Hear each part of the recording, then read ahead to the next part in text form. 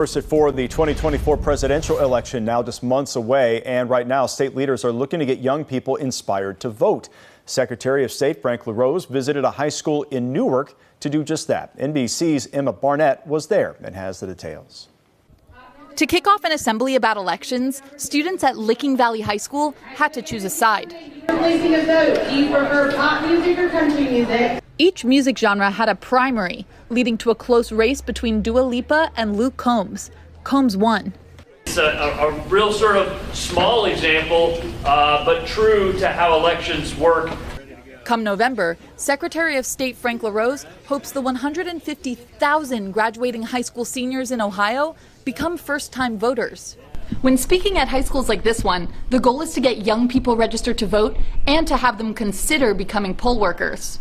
It's part of a program he calls 2024 Grads Vote, a civic engagement initiative making it easy for high schoolers to become active in Ohio's elections. Maybe a couple months ago they were voting for class president. In a few months they can vote for president of the United States, and I want them to be excited about that. Grad Vote packets, which are sent to nearly 1,200 high schools across the state, have 2 QR codes on the front, one to register to vote and another to sign up for Youth at the Booth, an initiative getting young people 17 and older to work the polls on Election Day.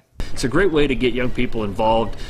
Maybe they'll get extra credit for doing it. That's a great incentive as well, but they'll get paid, but they'll also become really legitimate election experts and probably become the source of accurate information within their own circle of influence. Unlike other states, Ohio does not have a poll worker shortage, and Secretary LaRose credits that to initiatives like Youth at the Booth. We've been proactive about this. I hope that other states will learn from Ohio's example. AP Gov teacher Tiana Barnes says having the Secretary of State speak to students brings learning to life. What we're learning in class has lasting effects for the rest of their life.